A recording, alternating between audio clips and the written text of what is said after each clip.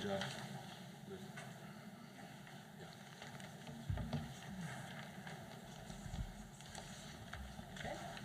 Okay. I have 6:30. We're going to go ahead and get started. For those that are able, if you wouldn't mind standing for the Pledge of Allegiance, please. Allegiance to the flag of the United States of America and to the republic for which it stands, one nation, under God, indivisible, with liberty and justice for all.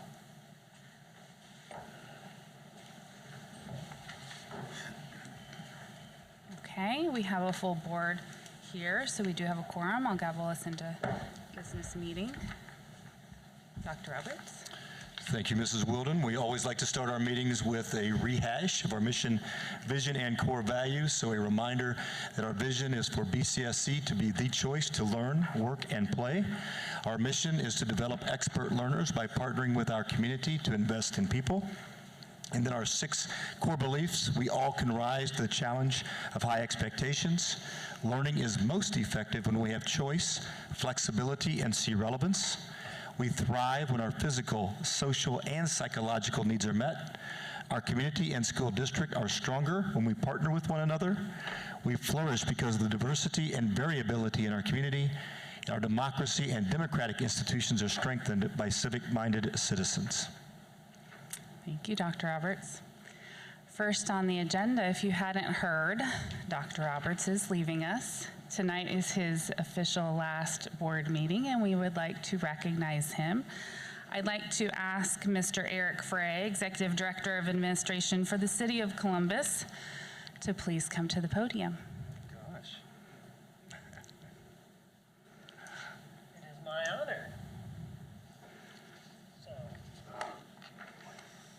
you want me to use the mic? All right. So now I have to use the mic, and I will.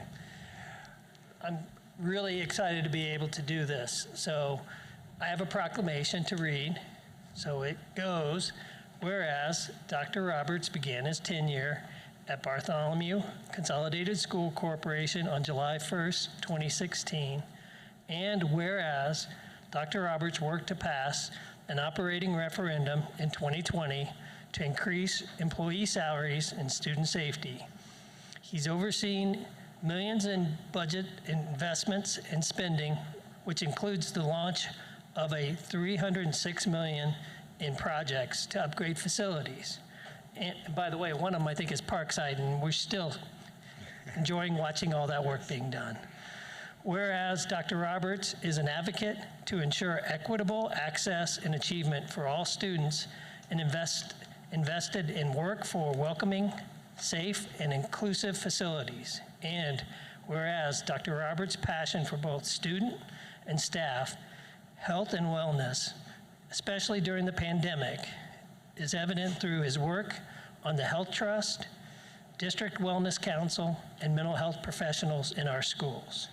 And whereas Dr. Roberts has shared his love for music through lyrics in graduation speeches, back-to-school videos, and as lead singer in performances at community fundraisers.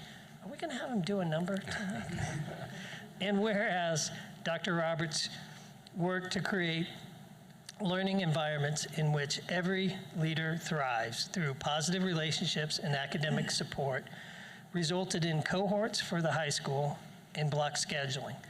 And whereas Dr. Roberts embraced the use of technology and was awarded and recognized nationally for the ASA COSIN, is that how you say it? Is that right? Empowered ED Digital Superintendent of the Year Award. And whereas Dr. Roberts was instrumental in starting the Legato Spanish Immersion Pathway. And whereas Dr. Roberts' tenure has placed a STEM cell in every elementary school, students from elementary, middle, and high school have won state and national awards at competitions, and he boldly proclaimed BCSC to be the STEM capital of Indiana. And whereas Dr. Roberts has given countless hours to the community by serving on local boards, he has also won several awards for his leadership on state and national boards. And whereas Dr. Roberts' dedication and visionary leadership will be missed at Bartholomew Consolidated School Corporation, and we wish him a long, happy, and healthy retirement from public education. Now, therefore, I, Mary Fredon, by the way, I'm reading this on behalf of her, Mayor of the City of Columbus, Indiana, do hereby proclaim Monday, June 10th, 2024 as Dr. Jim Roberts Day. In Columbus, in the city of Columbus, I ask all citizens to join me in thanking Dr. Roberts in his hard work and dedication the last 8 years. And please repeat with me, because I know you all know this. Say it ain't so. It's time to go. Turn the lights on. Let's start the show. Congratulations.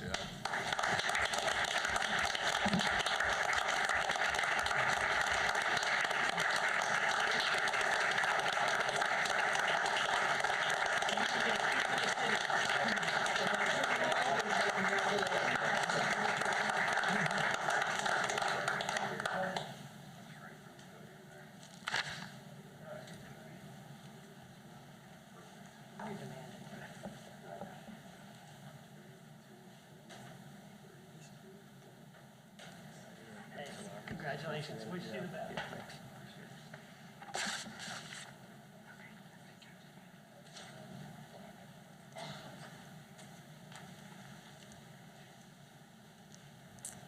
Wow, the key to the city, Dr. Roberts. Oh, start opening doors. I'm trying to open doors, see what happens.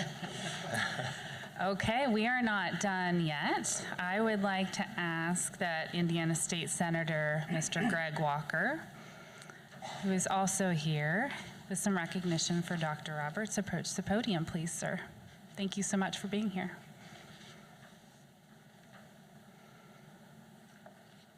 It is likewise my privilege to be able to address you at the board this evening. I have an award that's processed through the City of Indianapolis. It's the City of Corydon, Circle of Corydon Award. And this award is by nomination, and I'm your sponsoring legislator.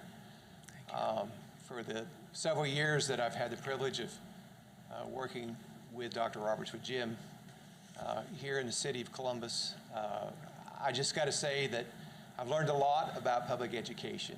I have great respect for all of you in particular, though.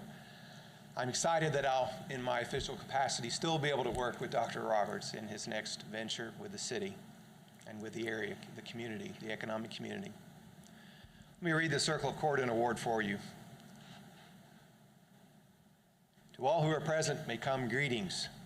Whereas the early leaders of our state gathered in Corydon in 1816 to adopt the first Indiana Constitution and to create the state of Indiana, whereas Corydon was Indiana's first capital and center of leadership in the early and formative years in our state, whereas like the founders of our great state, many others have made remarkable contributions to the betterment of Indiana and to its people, and therefore are deserving of consideration for membership in the Indiana General Assembly's Circle of Corydon, and whereas Senator Greg Walker has made known the illustrious benefactions of one Dr. Jim Roberts, who has demonstrated in life and in service to the people of the state of Indiana the qualities exemplified by our state's greatest citizens. Henceforth, being deemed worthy of such recognition, the individual named above is hereby declared a distinguished member of the Circle of Corydon in testimony that whereof the undersigned set their hands and their cause to be affixed to the great seal of the state, done in the city of Indianapolis on this 10th day of June in the year 2024. Congratulations, Dr. Roberts. Appreciate that.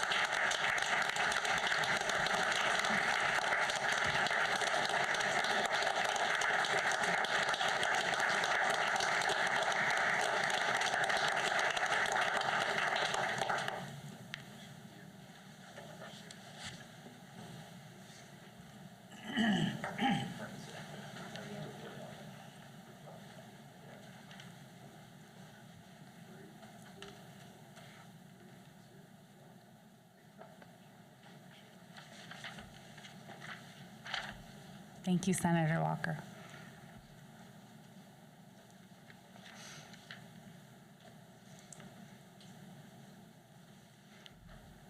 Dr. Roberts, were you surprised? Yes. Okay, Yeah. good. Great job, everyone. That's My not mom easy sitting to in the do. front row may have tipped things off a little bit, but and then when I saw her try to park out front, I think that's my mom trying to park out there. Okay. We will move on. Your last meeting, you better enjoy every moment of this I will. agenda, sir. Yes. Let's go. Let's have a good one. Okay, we have next school board member reports, I believe. Is that right? Yes? I've got one if you're You've ready. got one. Okay. Yes. Mr. Stenick. Thank you. The District and Facilities Committee met shortly after our last board meeting. It was on May 16th. We learned from city officials about new developments, especially the ones that start out with the name Arbor, Abbey, and Sutter, kind of up on the north side of town. We talked about the availability of infrastructure on the different sides of town and how that will impact future development. Got an update on the City View projects on the west side of town, and then talked about the city utilities master plan a little bit. That was our third meeting for the year. Our next meeting will be in July for that committee. Thank you, Mr. Stenner. Mr. Major, do you have any updates? Yeah, I have redevelopment that we discussed some changes with TIF. We discussed the Toyota expansion. There was talk about the 2030 downtown strategic plan, and they appointed a project manager for that.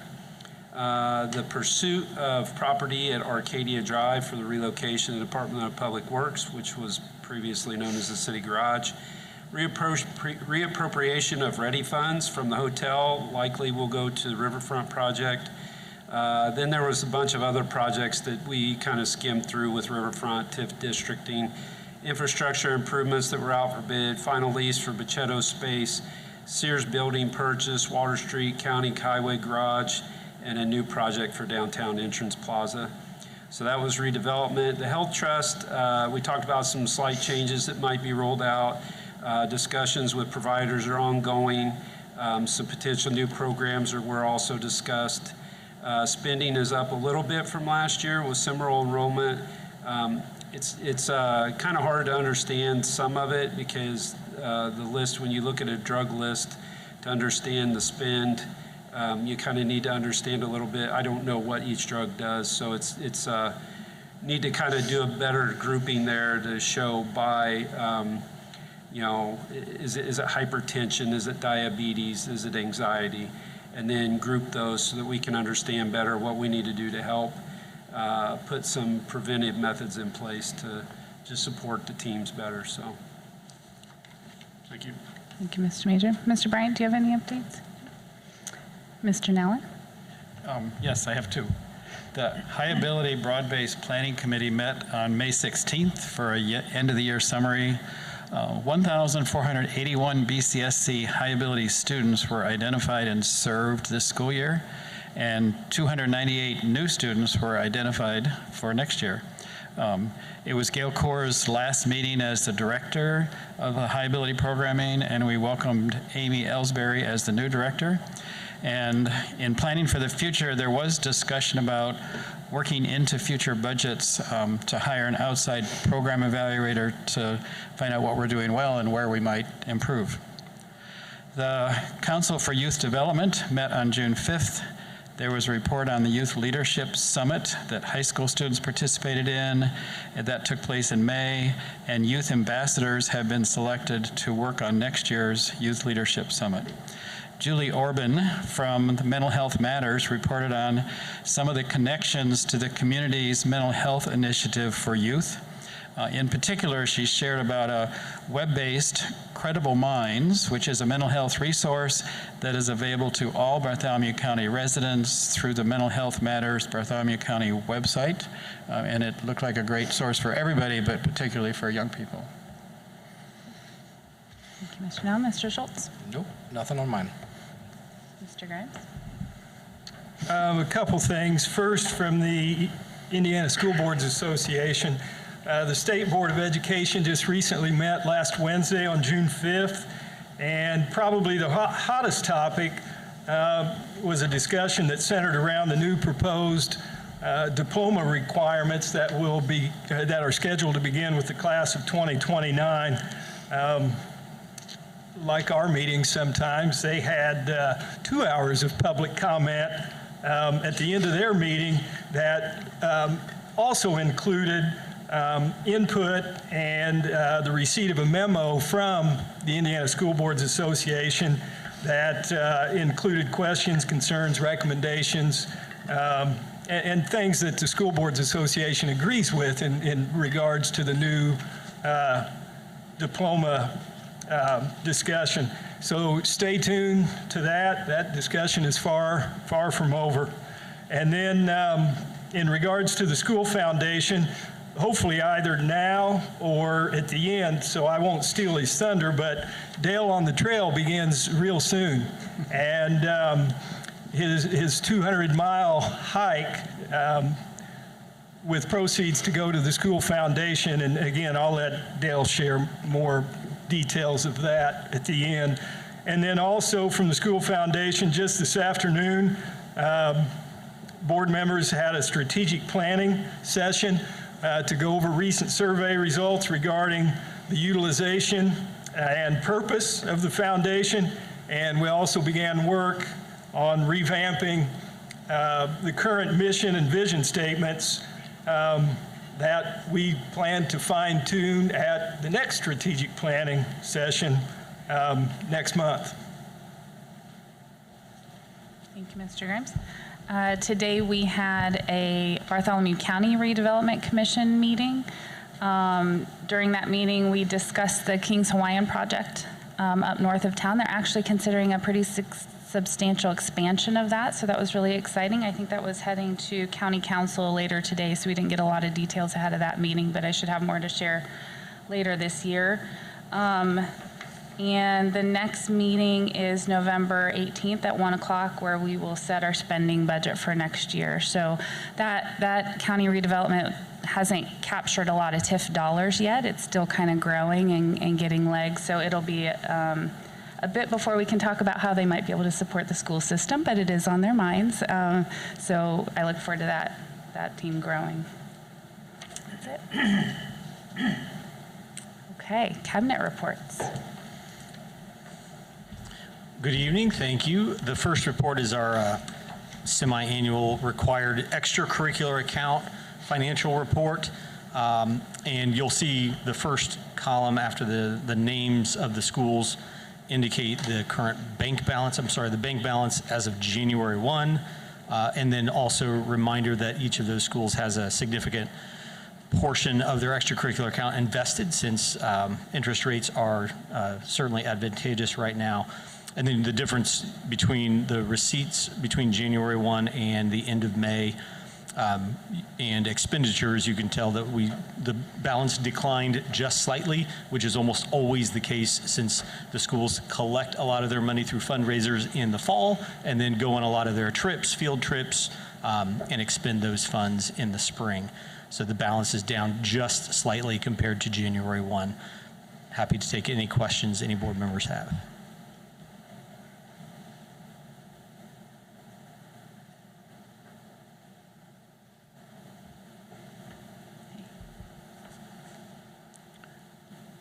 We added a cabinet report for you for some additional information, so Dr. Bozeman is going to speak to something that involves school lunches.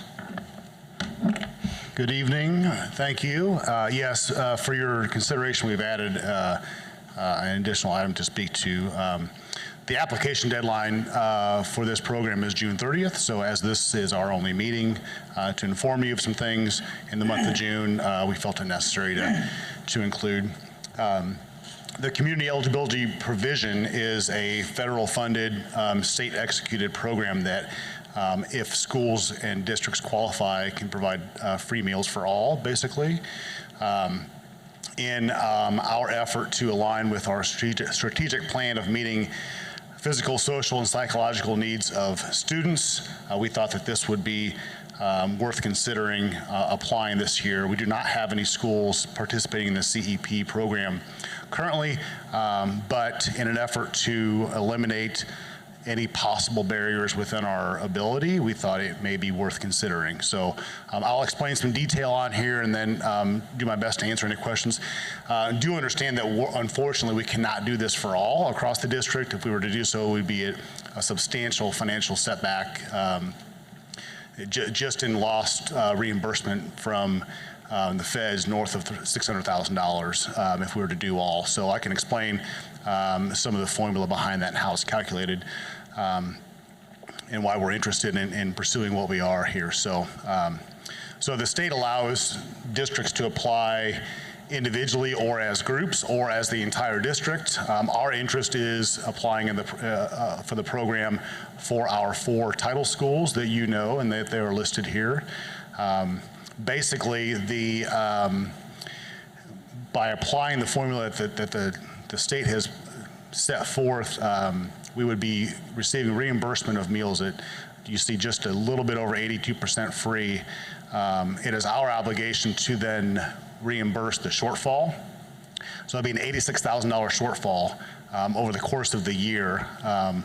Again, those are estimate numbers based off of April of 24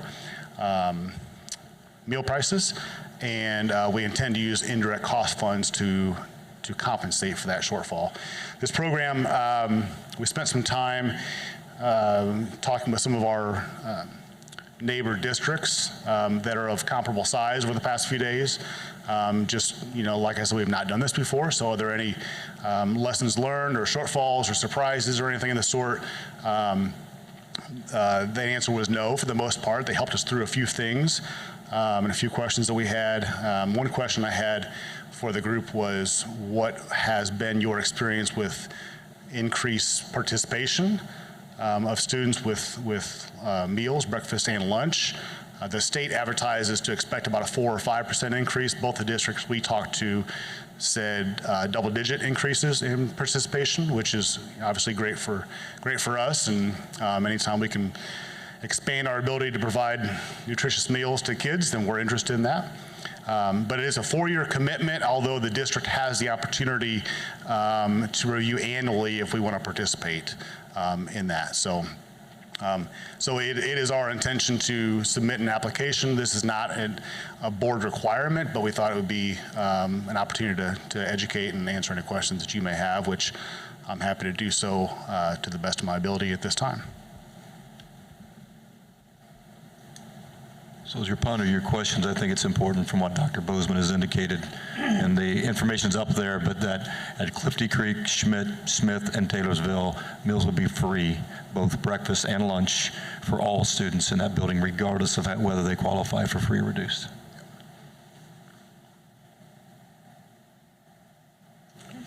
Any questions from the team? The indirect cost funds, so the big question for me is, at the end of the year, is the budget going to be still met, or are we expecting with this vote that we're increasing the budget by $86,000? I'll let Dr. Phillips speak to that. It would not be a budget increase, but he can speak a little more specifically about the indirect cost, how that works. So any federal fund, federal grant, districts are allowed to take a small percentage of that, put it in your operations fund, basically to cover the overhead cost of carrying that federal grant. With the food service grant, we're allowed to use the the unrestricted rate, which is usually in the mid-teens, which is a significant amount of money. So our intention is we will just take if it's $86,000, that moves from food service, from the federal reimbursement portion of food service into the operations fund, and turn around and write a check back. So it'll be a wash from a net perspective as a district.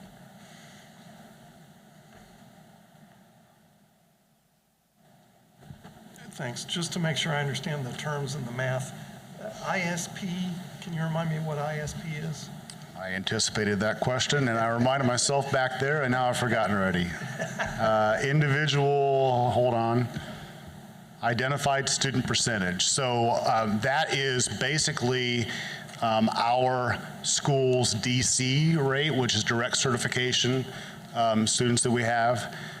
So that number is taken times 1.6, which is the multiplier established by the feds, which gets the 82.4%. So that's, in this case, it's actually an average of all 4 of those.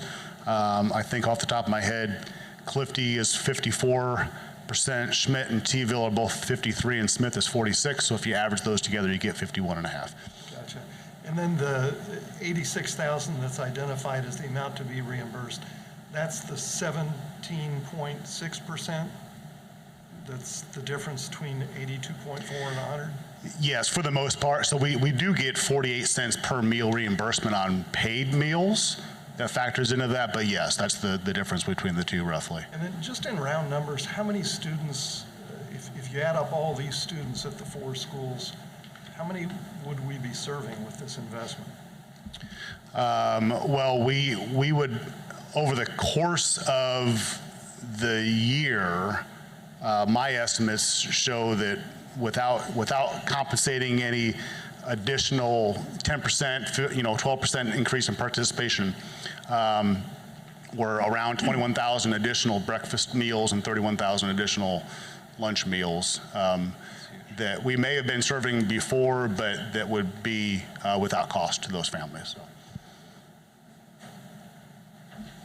Mr. Center, I believe it's approximately 2,400 students between just doing the math in my head, 2,400 at those 4 schools.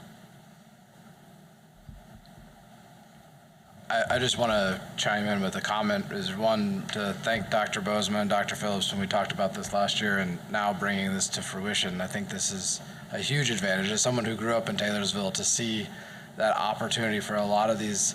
I mean, there's a lot of stigma with free and reduced lunch, especially at the local schools, but also the ones that are just trapped in the middle. Then it's right now the economy is not great and they're stuck, and this is a hard point. And I was actually at a Taylorsville community event, and this, when I was bringing this up, this was a topic of like a lot of like that would help tremendously. And so I think we'll see a lot of benefit. And I know that online there's significant studies out there. I think the National Educators Association and others have published that this improves academics, improves attendance and tardiness, and also reduces behavioral risks. And so I think, it'll be interesting not only to see from a cost analysis of where this plays, but how does it play in those other key upstream metrics that really improve a student outcome. So I just want to say I appreciate the work. I know it was a little last minute, and I do want to ask the board, although it's not required, I think it's important to show the commitment to the community that we ask that we approve this so that the government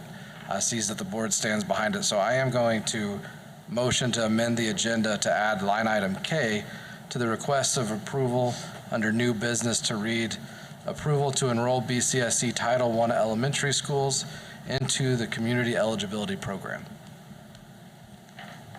Okay. Thank you, Mr. Schultz. A second. Thank you, Mr. Nellen.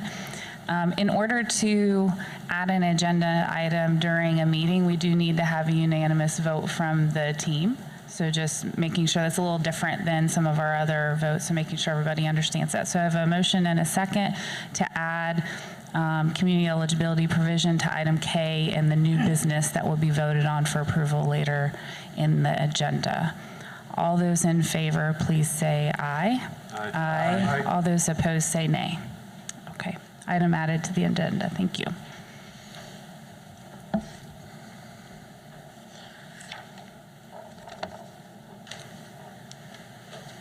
Okay.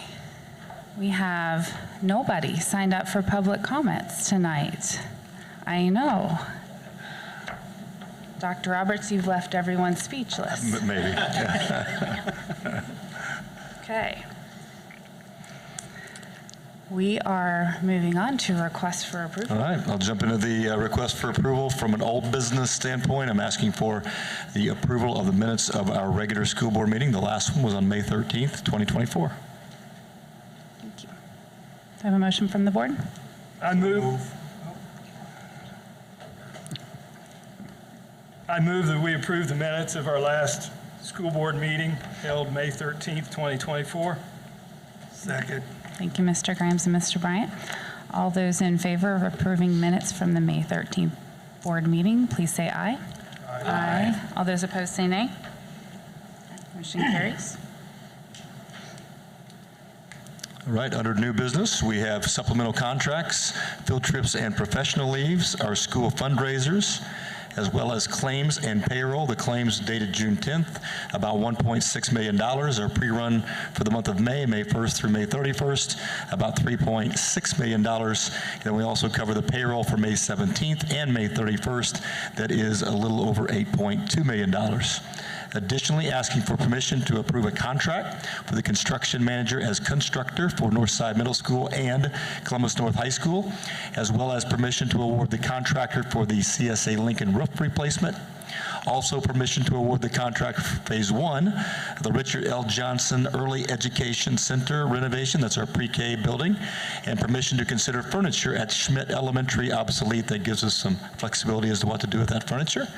And then letter J, go the right way here, approval of change order number 1 for the GMP, or guaranteed maximum price, for Schmidt Elementary. And then you've also added letter K, giving us approval to participate in the community eligibility provision. Thank you, Dr. Roberts. Do I have a motion from the board? I move that we approve line items 4B through K as noted. Second. Thank you, Mr. Schultz and Mr. Major. All those in favor of approving? Oh, yes, we do have to pause for questions. Mr. Stenner, I was just thank you. going to check on item F, ask real quickly, Dr. Bozeman and Mr. McIver, the contracts are a lot to wade through, but we're satisfied with the numbers and with the language in this contract now? A nod is good for me. Yeah, as Dr. Bozeman is approaching, I think it's the one, Mr. McIver, we kept off of your list for last time. And correct. We had 3 contracts originally for last month, and we pulled that one to have some further work done on the language. They were responsive to the changes we had asked for, and I think the language is in a good spot. I'll let Dr. Bozeman speak to anything else. I concur. They've also been posted online for a couple weeks for any public review as well. Thank you. Any other questions or comments? Okay, I have a motion and a second to approve all new business items B through K. All those in favor, please say aye. Aye. All those opposed say nay. Motion carries.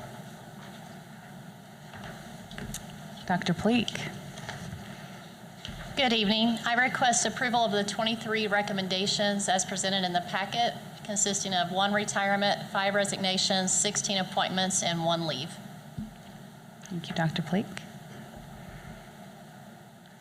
I move that we approve the HR recommendations as presented by Dr. Pleak. Second. Thank you, Mr. Grimes and Mr. Major. All those in favor of approving human resources recommendations, please say aye. Aye. All those opposed say nay. Motion carries. And thank you. And we have no additional HR recommendations, but I'll turn it over to Dr. Phillips.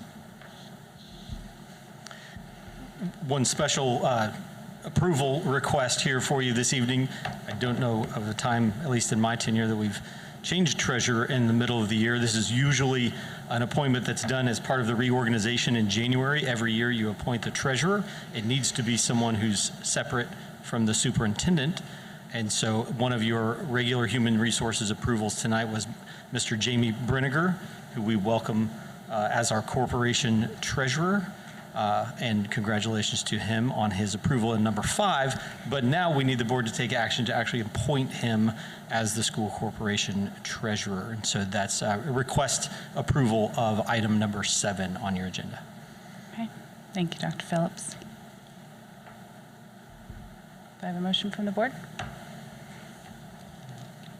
Yeah, I move that we approve line item 7, appointment of corporate treasurer, Mr. Jamie Brenniger, as presented. Second. Thank you. All those in favor of appointment of Mr. Jamie Brenniger as our corporation treasurer, please say aye. Aye. All those opposed say nay. Congratulations and welcome aboard, Mr. Brenniger.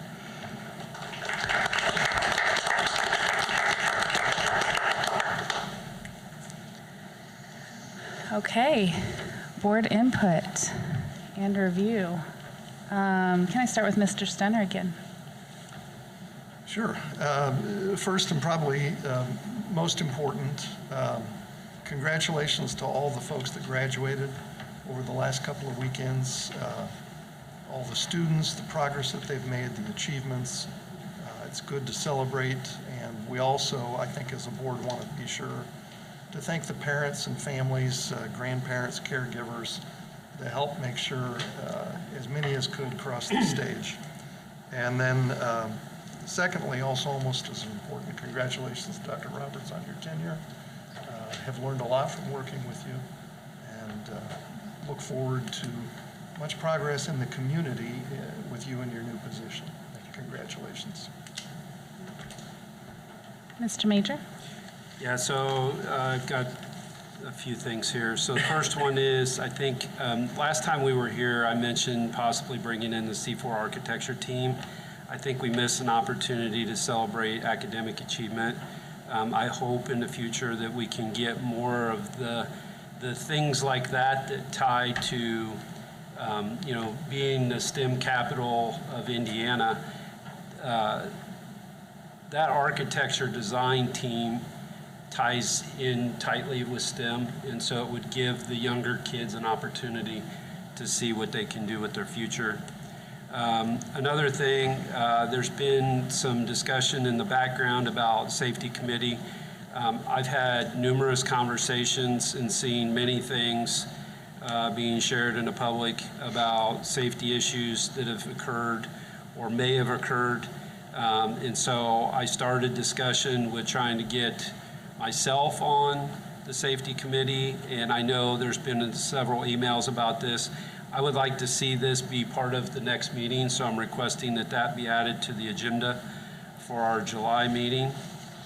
And then this is kind of more of what I wanted to say for commendations is welcome to summer. I hope everyone can enjoy some well-deserved time off. I hope to see everyone re-energized over the summer and be ready for the start of school, which will be here before we know it. Thank you to all those retirees, including Dr. Roberts, for all the efforts that they've given over their tenure here with BCSC. And welcome to all the new hires that hopefully will deliver in a very similar way. I wish you all luck as you enter the next chapter in your lives. And for all graduates, I pray for your success, whether your path goes through college, a trade school, direct employment, or the military. Hopefully you can use what you've learned to continue to grow and lead a productive life. Best of luck to all of you, and enjoy the summer. I want to wish all the fathers out there in our BCSC family a happy Father's Day this weekend. And the last thing is kind of special for me. I wanted to publicly thank both Dr. Roberts and Dr. Parsons for the opportunity that was given to me to present my daughter with her diploma last weekend, which was very special, so thank you. The only request I would make is please get some stairs so it's less clunky. And so luckily I didn't fall sneaking up the back of the stage, but thank you for allowing me to do that. I know it probably, I could see the wheels turning in her head as she was walking up the steps. She had no idea what was going on, so thank you for that. Mr. Bryant? Dr. Robert, congratulations.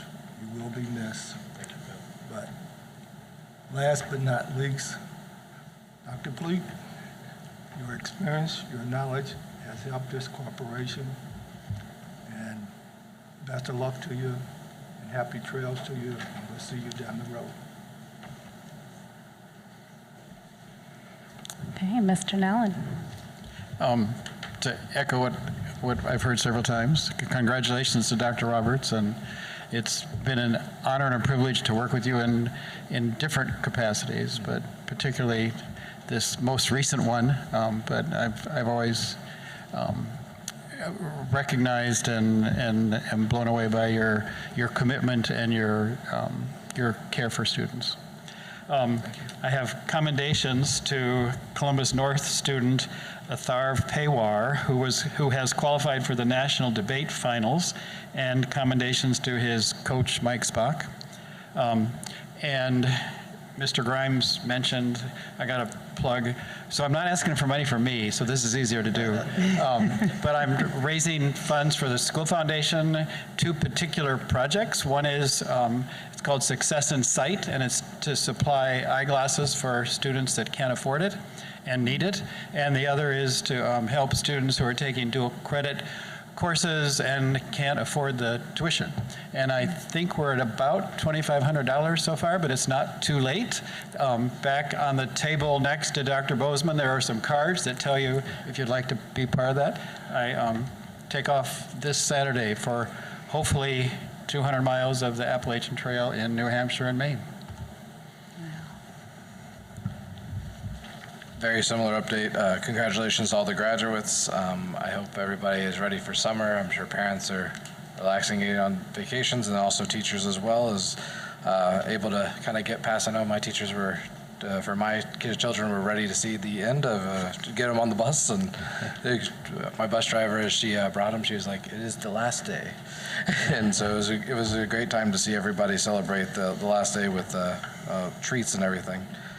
Congratulations to Dr. Roberts and Dr. Pleak on their next adventures, and officially welcome aboard Dr. Phillips starting in July. A few things. Number one, congratulations to Catherine Wilson, a recent graduate of Columbus North who just became a 2-time winner of the IHSAA individual state title in tennis, and will next year take her student athlete talents to Purdue. Secondly, congratulations to 250 elementary, and these are approximate numbers, 250 elementary, 150, I would say junior high as opposed to middle school, and then also 175 high school students as they earn the Mayor's Work Ethic Certificate, the Columbus Area Chamber of Commerce Work Ethic Certificate, and then the high school students, the Governor's Work Ethic Certificate. And there was a big spread in the 2-page spread in the Physical Republic on Wednesday for anyone who didn't see it. So congratulations again to those 575 students. I have neglected to say it publicly yet, but congratulations to Dr. Pleak. You're excellent at what you do, and New Pal is very lucky to get you. Congratulations. And then, sorry. And also to Dr. Roberts. Dr. Roberts probably doesn't know it, but so we go back quite a ways. I started my career 33 years ago at Hauser with Dr. Roberts. Had the honor of being his assistant baseball coach, and he also took me under his wing in terms of the Teachers Association. Kind of interesting where his role is now and his relationship with the Teachers Association. But because under his guidance, whether it was, I don't know if it was a good thing or not, but became the president of the Teachers Association at Flat Rock Hawk Creek for the following 10 years when Dr. Roberts went to Batesville. But, you know, it's quite obvious that Dr. Roberts truly cares for the concern and is concerned for the well-being of students and kids.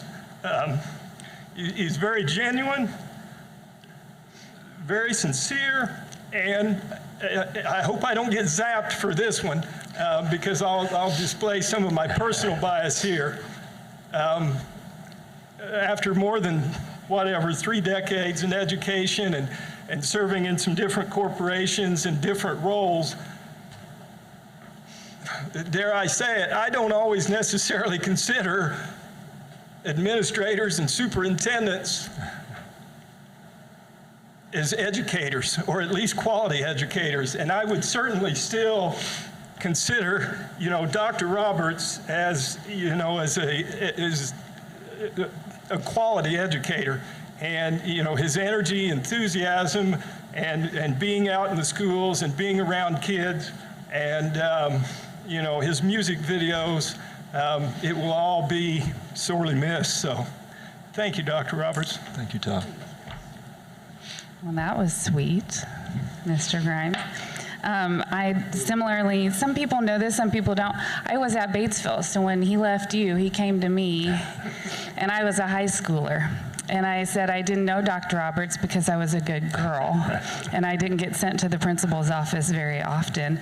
But when I decided to run for school board, I called him the last go around, and I called him and talked to him, and he remembered exactly who I was. He remembered who my brothers were, and so we talked tonight about your impact on the state, on the community, but there's tens of thousands of kids.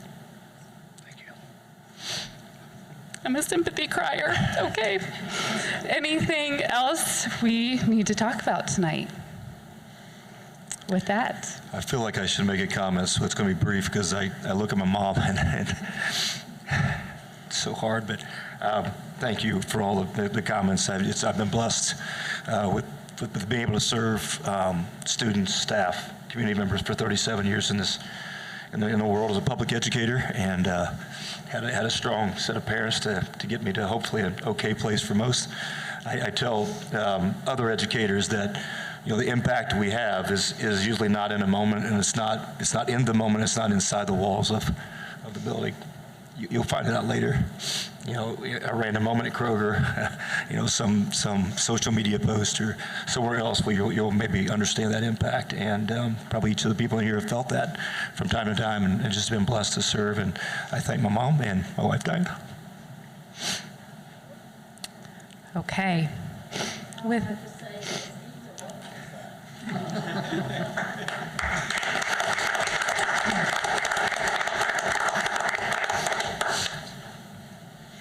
Okay, Dr. Phillips, get ready. We're doing this all over again with you starting July 15th, 2024 at our next school board meeting.